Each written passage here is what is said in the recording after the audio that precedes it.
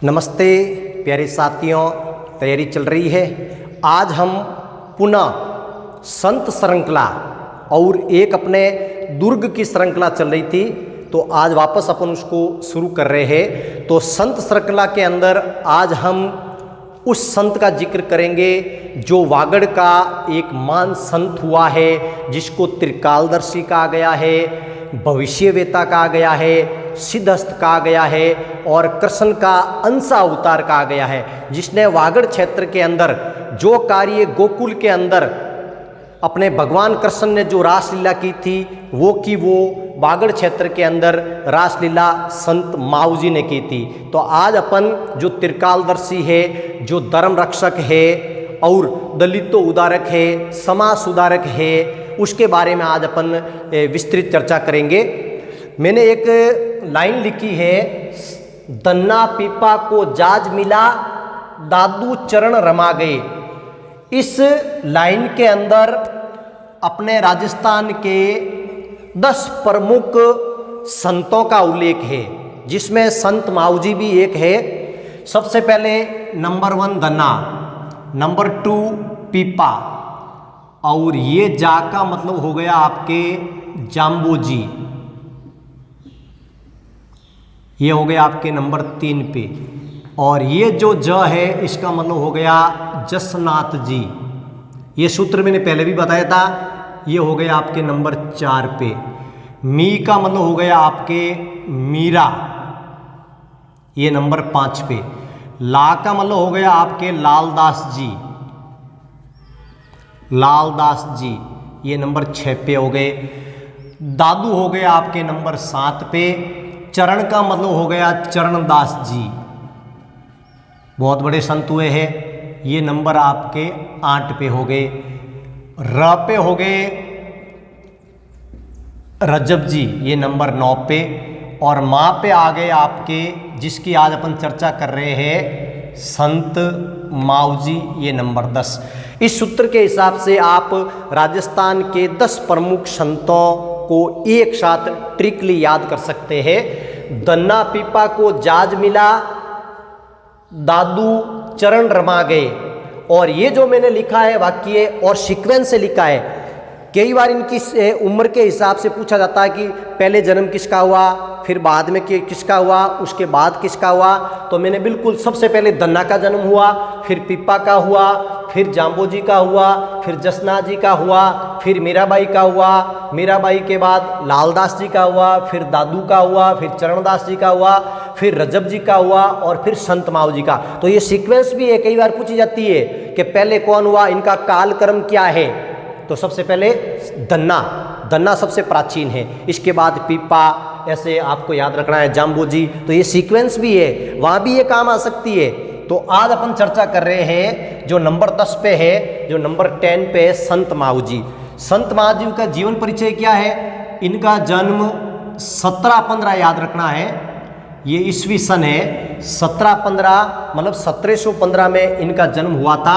और कई बार विक्रमी संवत पूछा जाता है, तो विक्रमी संवत भी आप याद कर सकते हो, 1771 विक्रमी संवत। 57 जोड़ दीजिए, चूंकि जनवरी में हो रहा है तो 72 की जगह अपन को 71 लिखना पड़ेगा। जन्म हो रहा है इनका साबला, साबला के अंदर एक पहाड़ी है जिसका नाम है सुनैया। इस सुनैया पहाड़ी पर एक ब्राह्मण परिवार में केसरबाई, इनकी माता का नाम है केसरबाई और परिवार है इनका ब्राह्मण। तो ब्राह्मण परिवार में केसरबाई की कोख से दालम ऋषि के घर, दालम ऋषि हो गए इनके पिता। ध्यान रखना, ये साबला जो वर्तमान में अपने डूंगरपुर जिले के अंदर है, ब्राह्मण परिवार में केसरबाई की कोख से दालम ऋषि के यहाँ कृष्ण के आंशिक अवतार का अवतरण हुआ। अवतरण का मतलब जन्म हुआ। ये भगवान कृष्ण के आंशिक अवतार माने जाते हैं, कई बार क्वेश्चन पूछा जा चुका है कि भगवान कृष्ण का आंशिक अवतार किस संत को कहा जाता है, तो वो है संत माऊ जी। तो साबला याद रखना है, सुनैया की पहाड़ियों के अंदर इनका घर था, ब्राह्मण परिवार था, केसरबाई की कोख से और दालम ऋषि के यहाँ इसका जन्म हुआ और भगवान कृष्ण का आंशिक मतलब तुच्छ अवतार माना जाता है। जो रासलीला भगवान कृष्ण ने गोकुल के अंदर अधूरी छोड़ दी थी उसको वागड़ के अंदर संत माऊ जी ने पूरा किया था। यह इनका जीवन परिचय। अब इनका देखिए बचपन, इनका जो बचपन है वो गायों चराने के अंदर बीता है। आप इतिहास उठा के देख लिए, भगवान कृष्ण का जो भी अवतार माना गया है उनका लगभग जो इतिहास होता है वो गायों से संबंधित है। तो बचपन में ये गायें चराते थे और गायें किसी के खेत में घुस जाती थी तो गायों से जुगाली करवाते थे, ताकि जुगाली करने से जो उस खेत का बीज खाया था वो बीज वहीं वापस अनाज गिर जाता और जब बारिश होती तो वो उग जाता। तो इनकी ऐसी एक सोच थी। तो गायों को चराते, गायों को जुगाली करवाते, भगवान कृष्ण की तरह उनका रूप धारण करते, उनकी तरह नाचते गाते और बंसी बजाते। तो लोग उनको क्या कहते थे? गांडा कहते थे। गांडा एक वागड़ी शब्द है, गुजराती भी शब्द है। तो वागड़ी और गुजराती ये दोनों भाषाएं मिलती जुलती है। तो ये गांडा शब्द है, ये गुजराती शब्द भी है और वागड़ी शब्द भी है। तो गांडा का अर्थ होता है जो भोला व्यक्ति होता है और जिसे लोग पगला कहते हैं या पागल भी कहते हैं। पागल भी कहते हैं और पगला भी कहते हैं। जो भोला होता है उसको कहते हैं गांडा। और रासलीला इन्होंने वागड़ के अंदर की थी, वागड़ के अंदर रासलीला की थी। तो ये इनका बचपन गायों को चराने के अंदर बीता था और शुरू से ही इनके अंदर भगवान कृष्ण से संबंधित भक्ति भाव दिखते थे। फिर इनका कार्य क्षेत्र रहा है वागड़। वागड़ का मतलब हो गया डूंगरपुर प्लस बांसवाड़ा। ये जो सम्मिलित क्षेत्र है ये वागड़ कहलाता है और यहाँ वागड़ी बोली बोली जाती है। इन्होंने वागड़ भाषा के अंदर 750 ग्रंथ लिखे। ये क्वेश्चन कई बार आता है। और पूरे के पूरे ग्रंथ हस्तलिखित है। 750 लगभग इन्होंने ग्रंथ लिखे और इन्होंने 5 बड़े ग्रंथ और लिखे हैं। उन ग्रंथों को सामूहिक रूप से चौपड़ा कहा जाता है। ये क्वेश्चन कई बार पूछा जा चुका है। चौपड़ा क्या है? संत माऊ जी के हस्तलिखित दोहों को और उनके संग्रह को, उनके गीतों को चौपड़ा कहा जाता है। जैसे उदाहरण के तौर पे मैं आपको बता दूं, प्रेम सागर, दूसरा शाम सागर, तीसरा रतन सागर और चौथा अनंत सागर। तो इस प्रकार की ये चौपड़े हैं, बहुत बड़े बड़े ग्रंथ हैं। इनमें से जो ये अनंत सागर है, इस अनंत सागर को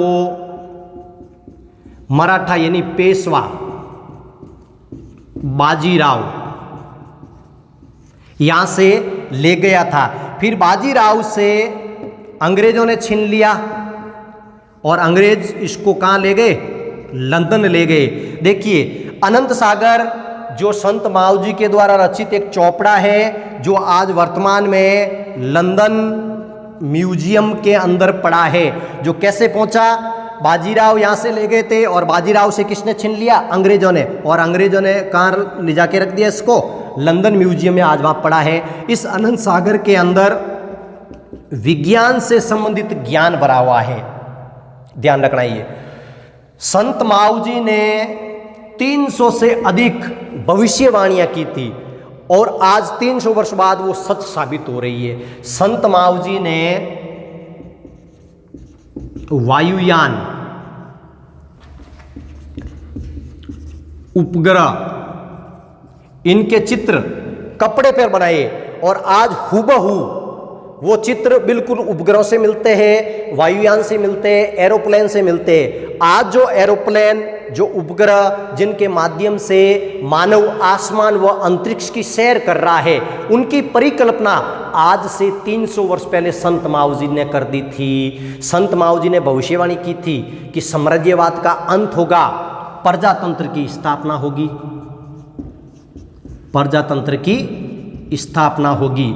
और उन्होंने ये भी कहा था कि जो छोटी छोटी जातियां हैं वो आगे बढ़ेगी और बड़ी जातियां पीछे आ जाएगी। तो आज वास्तव में ये सिद्ध हो रहा है और साम्राज्यवाद का अंत हो गया, प्रजातंत्र की स्थापना हुई। इसके अलावा इन्होंने और भविष्यवाणी की थी, जैसे मैंने लिखी है डोरिया दीवा बरेगा, डोरिया दीवा बरेगा। इसका मतलब ये होता है, ये वागड़ी भाषा के अंदर इन्होंने कहा है डोरिया दीवा बरेगा। इसका मतलब ये है डोरी पर दीपक जलेगा, डोरी पर दीपक जलेगा।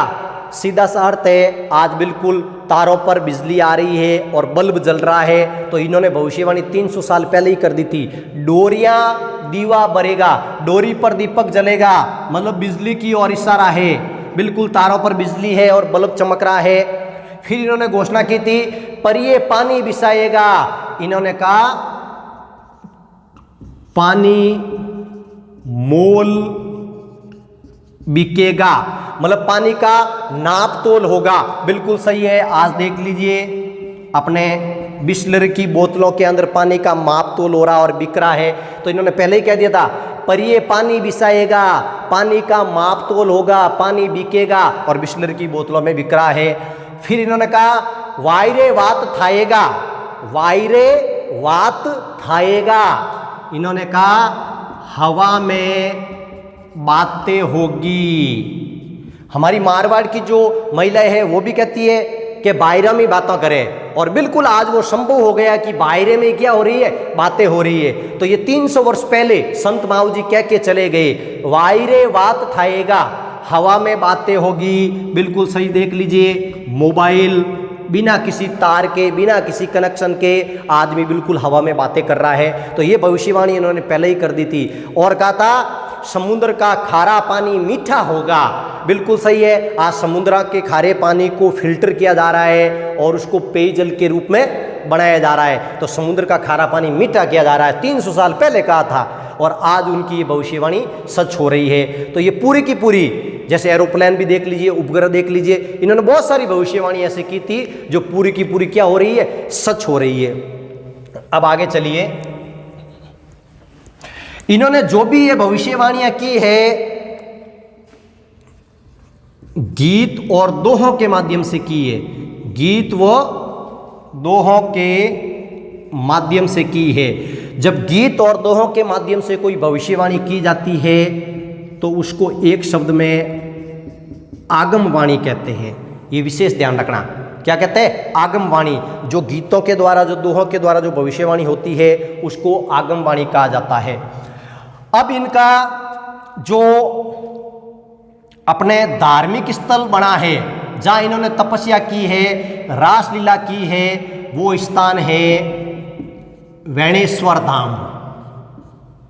ये वैणेश्वर धाम कई बार पूछा जाता है, डूंगरपुर के अंदर है। डूंगरपुर के अंदर अपने आसपुर तहसील है और एक गांव है नेवटपुरा। उस नेवटपुरा के अंदर ये वैणेश्वर धाम आया हुआ है, जहां पर त्रिवेणी बनती है। 3 नदियां आके मिलती है यहाँ पे इस वैणेश्वर धाम पर। एक का नाम है सोम, दूसरी का नाम है माही और तीसरी का नाम है सोम, माही और जाखम। इनका जो संगम है, जो त्रिवेणी है, वो वैणेश्वर धाम है। और आज यहाँ पर इनकी याद में यहाँ पर मेला भरा जाता है। विशेष ध्यान रखना, संत माऊ जी की याद में जो मेला भरा जाता है वो वैणेश्वर धाम में भरा जाता है। और माघ पूर्णिमा को विशाल मेला आयोजित हो जाता है। और इस मेले के अंदर जो लोग आते हैं वो अधिकांश क्या है, आदिवासी है।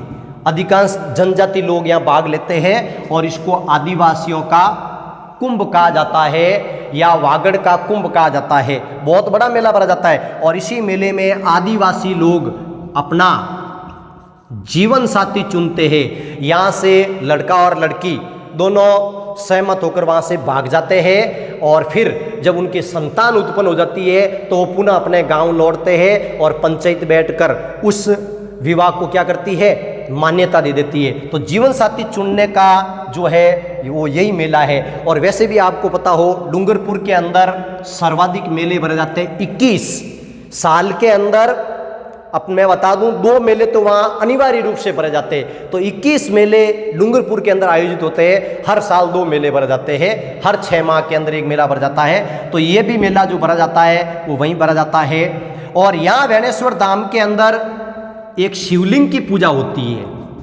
ध्यान से सुनना, ये जो शिवलिंग है ये 5 जगह से खंडित है और खंडित शिवलिंग की पूजा अशुभ मानी गई है। लेकिन शायद विश्व का एकमात्र ऐसा स्थान है वैनेश्वर धाम जहाँ खंडित शिवलिंग जो 5 जगह से खंडित है उसकी पूजा की जाती है। और आज वैनेश्वर धाम के अंदर उसकी पुत्र वधू के द्वारा एक मंदिर बनाया गया जिसका नाम है सर्वधर्म मंदिर नाम से इनकी याद में बनाया गया है। और संत माऊ जी के बारे में और देखिए आप,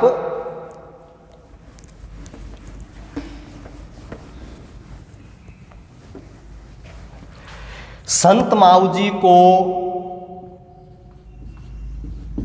दलित उदारक व समाज सुधारक भी कहा जाता है। इनको धर्म रक्षक, त्रिकालदर्शी ये उपनामों से इसको जाना जाता है। इन्होंने यहाँ पर दलितों के उद्धार के लिए एक आंदोलन चलाया था जिसका नाम है लसोड़िया आंदोलन। ये क्वेश्चन आरपीसी ने कई बार इसको रिपीट किया है। लसोड़िया आंदोलन किसने चलाया था? संत माऊ जी ने, गोविंद गुरु ने, मोतीलाल तेजावत ने, इस टाइप के उसमें ऑप्शन थे। तो संत माऊ जी ने दलितों के उद्धार के लिए लसोड़िया आंदोलन चलाया। आपने जियोग्राफी में पढ़ा होगा लसाड़िया का एक पठार भी है, लसाड़िया का एक पठार भी है जो उदयपुर के अंदर है, जो एकदम अपने राजसमंद की तरफ पूर्व की ओर बढ़ते तो कट्टा फट्टा और विच्छेदित जो पठार आता है उसको लसाड़िया का पठार कहते हैं। तो लसाड़िया पठार के आसपास जो आदिवासी लोग रहते थे, जो भील लोग रहते थे या वागड़ के जो लोग रहते थे, वहाँ से एक आंदोलन शुरू किया जिसका नाम है लसाड़िया आंदोलन। और ये दलितों के उद्धार के लिए इन्होंने चलाया था। तो संत माऊ जी ने बहुत सारी भविष्यवाणियां भी की थी। जैसे मैंने बताया था साम्राज्यवाद का अंत होगा, और दूसरा इन्होंने बताया था प्रजातंत्र की स्थापना होगी। तो ये भविष्यवाणियां भी इन्होंने की थी। तो ये है अपने संत माऊ जी के बारे में, बिल्कुल आप याद रखना। एक तो वैनेश्वर धाम का माघ पूर्णिमा को मेला भरा जाता है, सावला में इसका जन्म हो रहा है, केसरबाई की कोख से हो रहा है, दालम ऋषि के यहाँ हो रहा है, और सुनैया की पहाड़ियाँ हैं। सोममाई जाखम वैनेश्वर धाम को अपना स्थान बनाया, गायें चराने का काम करते थे, भगवान कृष्ण का रूप धारण करते थे, नाचते थे, बंसी बजाते थे। और इनका जो कार्य क्षेत्र है वो वागड़रा है। और इन्होंने लसाड़िया आंदोलन चलाया है। इनको समाज सुधारक और दलित उधारक भी कहा जाता है। इनको गांडा भी कहा जाता है क्योंकि ये थोड़े भोले थे और थोड़ा पागलपन का अंश था। जब ये नाचते थे गाते थे लोग इनको कहते थे ये तो गांडा है। और इन्होंने बहुत सारी भविष्यवाणियाँ भी की थी। और इनकी याद के अंदर वैनेश्वर धाम के अंदर बहुत बड़ा मेला भरा जाता है जिसका नाम वैनेश्वर धाम है, जो आदिवासियों का कुंभ कहलाता है। और इसी मेले के अंदर आदिवासी जो युवक और युवती होते हैं वो अपना जीवन साथी चुनते हैं। तो इस प्रकार ये है अपने संत माऊ जी के बारे में, और आपको इसको याद करना है। और आगमवाणी इन्होंने दो और अपने दोहों के माध्यम से और गीतों के माध्यम से भविष्यवाणियाँ की थी। उन भविष्यवाणियों को आगमवाणी कहा जाता है। और इन्होंने एरोप्लेन और उपग्रह की परिकल्पना आज से 300 साल पहले ही कर दी थी, और बहुत सारी इसने भविष्यवाणियाँ भी की थी। तो ये है आपके संत माऊ जी।